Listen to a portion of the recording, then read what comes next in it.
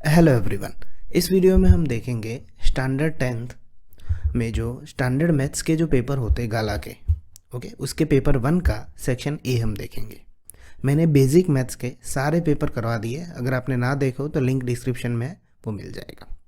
अब हम इस वीडियो में स्टैंडर्ड मैथ्स की बात करेंगे, सेक्शन ए की, ठीक है। और ऑफिशियल जो सैम्पल पेपर आया है स्टैंडर्ड मैथ्स का, उसका भी सॉल्यूशन जो गुजरात बोर्ड का आया है उसका भी सॉल्यूशन मैंने करवा दिया है इंग्लिश मीडियम के लिए। उसका भी लिंक आपको डिस्क्रिप्शन में मिल जाएगा। पूरी प्लेलिस्ट मिलेगी जिसमें सारे सॉल्यूशन है मैथ्स, एसएस और साइंस के गाला पेपर से, ठीक है। तो चलो इसमें हम सेक्शन ए शुरुआत करते हैं। देखो, जनरल इंस्ट्रक्शन है जो सैम्पल पेपर में है वही की वही, तो मैं इंस्ट्रक्शन को स्किप कर देता हूँ। जितना हो सके उतना टाइम सेव करने की कोशिश करूँगा, हम स्पीड में सॉल्यूशन करेंगे। तो देखो सेक्शन ए में 1 से लेके 6 तक पहले क्वेश्चन है वो ट्रू और फॉल्स है। तो देखो क्या दिया हुआ है पहले फर्स्ट क्वेश्चन में, 3 is one of the zeros of the polynomial P of x is equal to x square minus 8x plus 15। Okay, ये 9th का कॉन्सेप्ट बेस्ड क्वेश्चन है कि 3 इसका जीरो है या नहीं। तो 3 को इसी पोलिनोमियल के अंदर रख दो तो उसका आंसर 0 आता है, तो ये 0 हो जाएगा। तो देखो मैं यहाँ पे रख देता हूँ, P of 3 is equal to 9 minus 8 3 24 plus 15 और 9 24 हो जाएंगे और माइनस 24 इज इक्वल टू 0 हो जाएगा। दूसरा तरीका क्या है इसका, तो आप उसको ऐसे फैक्टराइज करके भी लिख सकते थे, minus 5x minus 3x plus 15। तो x माइनस 5, उसमें से माइनस 3 कॉमन आएगा तो x माइनस 5 अगेन। तो एक बार x माइनस 5 के बराबर 0 बचेगा, एक बार x माइनस 3 के बराबर। तो x इज इक्वल टू 5 और 3, 2 0 आएंगे, पर इसमें एक ही दिया हुआ था तो इसलिए ये स्टेटमेंट क्या हो जाता है, ट्रू हो जाता है। सेकंड देखो, x square plus 5x plus 8 is equal to 0 has a no real roots. अब ये रियल रूट्स है या नहीं हम किसकी मदद से वेरीफाई करते हैं, तो 4th चैप्टर में जो डिस्क्रिमिनेंट आता है उसके ऊपर से कि बी स्क्वायर माइनस 4ac अगर ग्रेटर देन 0 आया तो वो नो रियल रूट्स, सॉरी उसमें रियल रूट्स होते हैं अगर ग्रेटर देन 0 आया, तो अगर लेस देन 0 आया तो नो रियल रूट्स होते हैं। तो हम देख लेते हैं क्या आता है, बी है 5 का स्क्वायर माइनस 4, ए 1 है और सी यहाँ पे 8 दिया हुआ है। तो देखो क्या आएगा, 25 माइनस 32 मीन्स ये लेस देन 0 आ रहा है, जो भी आ रहा है तो ये स्टेटमेंट सही है, कोई भी रियल रूट्स नहीं है, ठीक है। तो ये ट्रू हो जाएगा, ग्रेटर देन 0 होता तो रियल रूट्स होते। थर्ड देखो, for n A P S n is equal to 3n स्क्वायर minus 4n then a n is equal to 6n minus 7। अब देखो एस एन और ए एन का क्या होता है, दोनों का पहला टर्म ए एन, यानी कि अगर एन की जगह पे 1 रख दूँ, ठीक है, अगर मैं एन जी की जगह पे ए वन यहाँ पे रख लेता हूँ तो 6 1 जा 6 और माइनस 7, तो ए वन कितना आता है, -1। तो पहला जो टर्म होता है वो S1 के बराबर ही होता है, A1 और S1 इक्वल ही होते हैं, ठीक है। तो यहाँ पे भी मैं n की जगह पे 1 रख देता हूँ, 3 माइनस 4, तो ये भी -1 है, यानी A1 और S1 दोनों ही इक्वल है, तो ये स्टेटमेंट क्या हो जाएगा, ट्रू हो जाएगा। ओके, फोर्थ देखो, the value of sine 50 minus sine 40। अब इसमें देखो अच्छे से, इसको प्रूव करने के बहुत सारे तरीके, पर हम सिंपलेस्ट वे में जाएंगे। साइन की जो लाइन है ना एंगल की, 0 30 45 60 और 90, हमें इतना सिखाया जाता है 10th में, ठीक है। तो साइन की जो ये लाइन है वो इंक्रीजिंग होता है, साइन 0 0 होता है, साइन 30 1/2 होता है, साइन 45 1/2 होता है, साइन 60 √3/2 होता है, साइन 90 1 होता है, जो हाईएस्ट वैल्यू। तो इसकी वैल्यू क्या होती है, इंक्रीज होती जाती है, ठीक है। तो इसका मतलब ये हुआ कि बड़े एंगल में से छोटा एंगल माइनस करेंगे तो ऑब्वियसली पॉजिटिव ही आएगा। 1 में से आप 0 निकाल दो तो भी पॉजिटिव होगा, 1 में से आप √3/2 निकाल दो, 1 में से आप या 1/√2 में से 1/2 निकाल दो तो भी आंसर पॉजिटिव आएगा। तो यहाँ बड़ा एंगल है और यहाँ छोटा एंगल है, इसलिए आंसर ऑलवेज पॉजिटिव ही रहेगा। साइन में, कॉस में उल्टा हो जाता है, ठीक है, तो उस चीज़ का आप ध्यान रखें। स्टेटमेंट ट्रू है। फिफ्थ देखो, HCF of 25 and 52 is 1। Okay, तो 25 और 52 का HCF 1 आएगा, देख लेते हैं। ये 5 5 जा होता है और 52 को हम 13 4 जा भी लिख सकते हैं। देखो दोनों में कोई भी कॉमन नहीं है, तो जब भी कोई नंबर कॉमन नहीं होता तो उसका HCF ऑलवेज 1 होता है, तो ये स्टेटमेंट भी ट्रू है।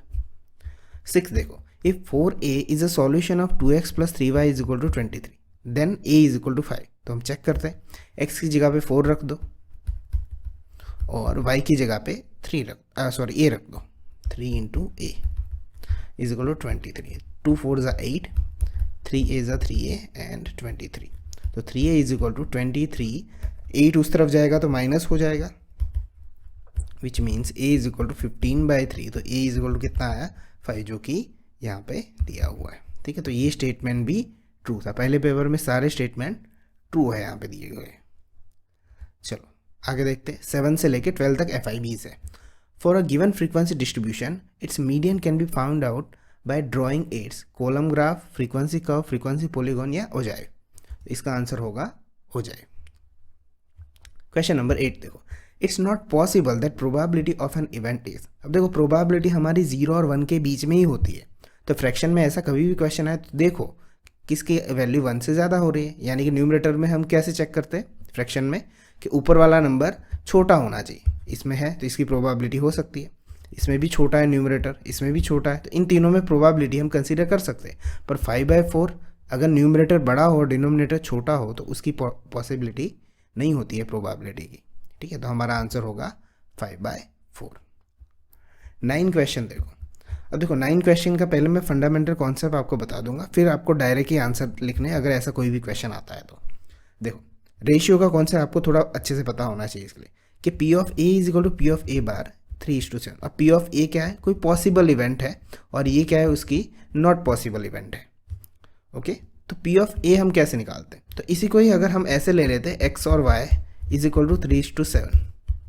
ओके, तो हम x की वैल्यू अगर निकालने को कहते हैं तो हम प्रीवियस स्टैंडर्ड में ऐसे किया करते थे कि x की वैल्यू ये 3 रही और नीचे दोनों का टोटल लिख लेते 10।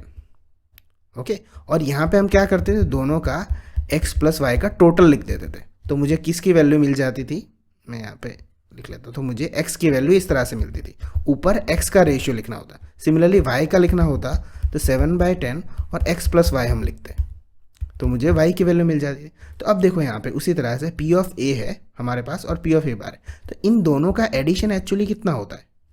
ठीक है, यहाँ पे देखो मैं इस तरह से लिख लेता हूँ, P of A is equal to 3/10 into P of A plus P of A bar. तो हमें पता है ये तो फॉर्मूला है, यहाँ पे P लिखना रह गया, सॉरी। इन दोनों का एडिशन कितना होता है, ऑलवेज 1 होता है, 3/10 इंटू 1, तो P ऑफ A कितना आया, 3/10 आया। ओके, तो हमारा आंसर होगा 3/10। अब अगर P ऑफ A बार करना कहे तो अब हमें यहाँ पे किसको कैलकुलेशन दिखानी, डायरेक्ट आंसर लिखो 7/10, बात खत्म। अब कभी भी ऐसा क्वेश्चन आए तो इसी तरह से प्रोबेबिलिटी में तो डायरेक्ट ऐसे ही लिखो, 5:7 है तो P ऑफ A ये है तो 5/12। ठीक है, विदिन 5 सेकंड आपका आंसर फिनिश हो जाएगा। क्वेश्चन नंबर 10 देखो, if the graph of equation y is equal to px minus 2 passes through the point 3, 2 then p is equal to what. तो x की जगह पे 3 रखना है और y की जगह पे 2, 3p माइनस 2 और 2 यहाँ पे चले जाएंगे, 4 इज इक्वल टू 3p, तो 3 डिनोमिनेटर में चला जाएगा तो p की वैल्यू आ जाएगी 4/3। अब देखो, if the centroid of triangle with 3 vertices हमें दी हुई है और उसका सेंट्रोइड भी दिया है 6, 3, then xy is equal to what. तो सेंट्रोइड का फॉर्मूला होता है x1 plus x2 plus x3 divided by 3, comma y1 plus y2 plus y3 divided by 3। तो हम इसे डायरेक्ट निकालने की कोशिश करते हैं। सबसे पहले कोई भी एक ही कोऑर्डिनेट निकालो, ठीक है, पूरा क्वेश्चन और फॉर्मूला लिखने की ज़रूरत नहीं है, ये मैं आपको सिर्फ दिखाने के लिए लिख रहा हूँ। ठीक है, ऐसे ही y का आएगा, पर ये मत लिखो अभी, पहले वाला ही चेक कर लेते हैं ना, हो सकता है उससे आंसर आ जाए। ओके, ये 6 है, y वाला नहीं लिखना, ये 6, 3 दिया हुआ है, लिख लेता हूँ यहाँ पे। x1 क्या है मेरे पास 7, x2 क्या है y, x3 क्या है 9 और नीचे 3, और यहाँ पे जो भी होगा आगे। अब हम पहले इसी को ही सॉल्व कर देते हैं, तो इसका मतलब क्या होगा, 6 इज इक्वल टू 7 प्लस 9 कितने होंगे 16 प्लस y नीचे 3, 6 3 क्या हो जाएगा 18 is equal to 16 plus y। तो 16 इस तरफ आएगा तो 18 में 6 जाएगा तो 2 बचेगा, तो y की वैल्यू क्या है 2, यानी कि ऑप्शन चेक करो y की जगह पे कौन 2 है, एक ही जगह पे 2 है, तो डायरेक्ट पहले ही आंसर मिल गया, x को निकालो ही मत, आपका टाइम काफ़ी सेव होगा। नेक्स्ट क्वेश्चन देखो 12, if median of the observation arrange in ascending order S 6 7 x minus 2 x 17 20 and is 16। Okay, median दिया हुआ है हमें। अब देखो ये असेंडिंग ऑर्डर में दिया हुआ और ये कॉन्सेप्ट 10th में नहीं है, हमें जो दिखाया जाता है वो ग्रुप फ्रीक्वेंसी के लिए होता है। ओके, तो ये जो कॉन्सेप्ट है वो 9th का है, 9th में से एक क्वेश्चन, लास्ट एक्सरसाइज में स्टेटिस्टिक में एक क्वेश्चन आते थे, तो ये ऑलरेडी असेंडिंग में है, तो मीडियन हम 9th में कैसे निकालते थे कि पहले सारे टर्म लिख लेते 1 2 3 4 5 और 6, तो हम क्या करते थे कि बीच वाली जो वैल्यू होती है वो, तो यहाँ पे भी 3 है और यहाँ पे भी 3 है, तो बीच में कोई नहीं है, तो हम क्या करते थे इन दो वैल्यू का हम मीन निकालते थे। तो x minus 2 plus x divided 2 is equal to, mean हमें ऑलरेडी दिया हुआ है 16, x प्लस एक्स 2x हो जाएगा, माइनस 2 नीचे 2 है इज इक्वल टू 16। तो ये 2 कॉमन निकलेगा यहाँ पे, मैं निकाल देता हूँ, x माइनस 1 नीचे 2 2 कैंसिल, x माइनस 1 के बराबर 16 आया, माइनस 1 उस तरफ जाएगा तो 16 प्लस 1 क्या हो जाएगा 17 हो जाएगा। तो x की वैल्यू कितनी आएगी 17 आएगी। आगे देखते हैं 13 से लेके 18 तक FIBs है। देखो, area of triangular form by x axis and y axis, then the line representing x plus y is equal to 8। अब देखो ऐसे क्वेश्चन को अच्छे से देखो, हम यहाँ पे थोड़ा ग्राफ वाइज देख लेते हैं कि एक x एक्सिस पे एक पॉइंट है, ओके, और दूसरा y एक्सिस पे, दोनों को मैं ज्वाइन कर लेता हूँ, और ये हमें दिया है x plus y is equal to 8 line दी हुई। अब x एक्सिस पे x तो नॉन जीरो होता है, बट y कैसा होता है, वो जीरो होता है, तो यानी कि y अगर मैं यहाँ पे जीरो रखूँ तो x मुझे क्या मिल जाएगा 8। सिमिलर पैटर्न पे यहाँ पे देखूँ तो y एक्सिस पे x कोऑर्डिनेट जीरो होता है, तो अगर मैं यहाँ पे x जीरो रखूँ तो y क्या मिल जाएगा मुझे 8। इसका मतलब ये डिस्टेंस 8 है पूरा, और ये डिस्टेंस भी कितना है 8 है। अब आपको ये कैसा लग रहा है, ये राइट ट्रायंगल है, तो राइट ट्रायंगल में हम क्या लिख सकते हैं 1/2 बेस इंटू हाइट, इसका एरिया ऑफ ट्रायंगल ये होता है, तो 1/2 बेस कितना है 8, हाइट कितनी है 8, 2 4 जा कट, 8 4 जा क्या हो जाएगा 32 स्क्वायर यूनिट्स। ओके, मैं इसे रफ कर देता हूँ, इसका आंसर हो जाएगा 32 स्क्वायर यूनिट्स। 14 देखो question, the distance of point -5 12 from the origin is. अब देखो 1 मार्क्स में पूरा फॉर्मूला लिख के भी टाइम वेस्ट मत करो, जब भी ओरिजिन से डिस्टेंस का क्वेश्चन आए ना, सीधे इन दोनों के स्क्वायर का एडिशन कर लो और स्क्वायर रूट लगा लो। 5 का स्क्वायर क्या होगा 25, 12 का स्क्वायर क्या होगा 144, कितना है 169, इसका स्क्वायर रूट ले लो और डायरेक्ट आंसर लिख दो। तो 169 किसका स्क्वायर है 13 का स्क्वायर है। अगर 30 तक स्क्वायर अच्छे से आते हैं तो 1 मार्क्स में काफ़ी हेल्प मिलेगी आपको। ओके, तो इसका आंसर आ जाएगा 30, पूरा फॉर्मूला लिखने की कोई ज़रूरत नहीं है। 15 देखो, इसके लिए मैंने ट्रायंगल रखा हुआ है यहाँ पे, ओके, तो थीटा दिया हुआ है यहाँ पे और साइन थीटा। साइन थीटा का फॉर्मूला क्या होता है अपोजिट अपॉन हाइपोटेनियस, तो अपोजिट 4 है, हाइपोटेनियस 5 है। तो अगर आपको ट्रिग्नोमेट्रिक जो पाइथागोरस रेशियो अगर अच्छे से याद है, ट्रिपलेट जिसे हम कहते हैं, ये 5 4 है, तो यहाँ पे डेफिनेटली 3 होगा। ठीक है, ये चीज़ें कुछ आपको याद रह जानी चाहिए, बहुत क्वेश्चन में रिपीट होती है। तो टेन थीटा क्या होगा, टेन थीटा का मतलब क्या होता है अपोजिट अपॉन एडजेसेंट, तो इसकी वैल्यू आ गई 4/3। ओके, 16 देखो, 2 equal circle touch each other externally at point C and AB is their common tangent, then ACB is equal to what. अब ये अच्छा कॉन्सेप्ट वाला क्वेश्चन है, तो इसको अच्छे से देखना। देखो, मैं 2 सर्कल ले रहा हूँ जो दोनों ही यहाँ पे एक दूसरे को यहाँ पे C पॉइंट पे टच करते हैं, ओके, और AB उनकी कॉमन टेंजेंट है, तो यहाँ पे मैं A ले लेता हूँ और यहाँ पे B ले लेता हूँ, इस तरह से। अब क्या कहा है ACB, यानी कि यहाँ से हमें AC और B ज्वाइन करना पड़ेगा। तो देखो मैं इस तरह से ज्वाइन कर देता हूँ, कुछ AC ज्वाइन किया, BC ज्वाइन किया और उन दोनों के बीच का ये पॉइंट ज्वाइन किया। अब हमें पूरा एंगल चाहिए, ओके, ये वाला। तो मैं क्या करता हूँ, यहाँ पे इस एंगल को मैं अल्फा ले लेता हूँ, जो सपोज इसको मैं P नाम दे देता हूँ। अब अगर कोई भी सर्कल में इस तरह से टेंजेंट ली होती है, P और A और B होता है, तो आपको पता है कि PA के बराबर क्या होता है PB होता है, सिंपल सी बात है। तो अगर PC और PA यहाँ पे 2 टेंजेंट है इनकी, तो यहाँ पे अगर अल्फा है तो यहाँ पे भी एंगल क्या होना चाहिए अल्फा ही होगा। ठीक है, 2 साइड सेम होती है, आइसोसेलेस ट्रायंगल में 2 एंगल सेम होते हैं साइड के सामने सामने। यहाँ मैं PB के साथ जो एंगल बनता है उसको मैं बीटा ले लेता हूँ, तो सिमिलरली यहाँ पे BAB एंगल क्या हो जाएगा बीटा हो जाएगा। तो अब अगर अच्छे से ध्यान से देखो तो ये जो पूरा ट्रायंगल बना CAB, हमें फाइंड क्या करना है वो ध्यान रखो पहले, ACB यानी कि अल्फा प्लस बीटा हमें फाइंड करना है, रिमेंबर दैट। अब पूरे एंगल के एडिशन लिखो, angle A plus angle B plus angle C is equal to 180। Okay, angle sum property के थ्रू एंगल A है अल्फा, B है बीटा और C है alpha plus beta is equal to 180। तो ये क्या हो गया 2 alpha plus 2 beta is equal to 180। 2 common निकलेगा, सामने की तरफ जाएगा तो अल्फा प्लस बीटा क्या हो जाएगा 90, हमें यही तो चाहिए था। तो alpha plus beta is equal to क्या आएगा 90, ACB 90 आएगा। 17 देखो, the roots of the quadratic equation 3x minus 5 into 5x minus 3 is equal to 0 are. तो हम क्या करते हैं, पहले इसको सिंप्लीफाई कर देते हैं अच्छे से। अगर सिंप्लीफाई नहीं भी करोगे तो चलेगा, इसका तो डायरेक्ट आंसर आएगा, रूट्स ही पूछा है ना। तो 3x माइनस 5 के बराबर 0 लिख दो और एक बार 5x माइनस 3 के बराबर 0 लिख दो। तो माइनस 5 इस तरफ ले लेते, 3x इज इक्वल टू 5, तो x इज इक्वल टू 5/3 और यहाँ पे x इज इक्वल टू 3/5। अगर आपको देखने से ही पता चल जाता है तो आप डायरेक्ट आंसर लिखो, ठीक है। इतना भी मत लिखो जो मैंने लिखा है, ये समझाने के लिए लिखा है सिर्फ। ओके, इसका आंसर आएगा 5/3 एंड 3/5। क्वेश्चन नंबर 18 देखो, the mean of first n natural number is. अब देखो मीन कैसे होता है हमारा कि सम ऑफ टोटल नंबर्स ऊपर, तो सम ऑफ एन नेचुरल नंबर कहाँ है, तो इस तरह से है। ओके, और नीचे क्या होता है, टोटल नंबर होता है। ये टोटल नंबर कितना है, एन है।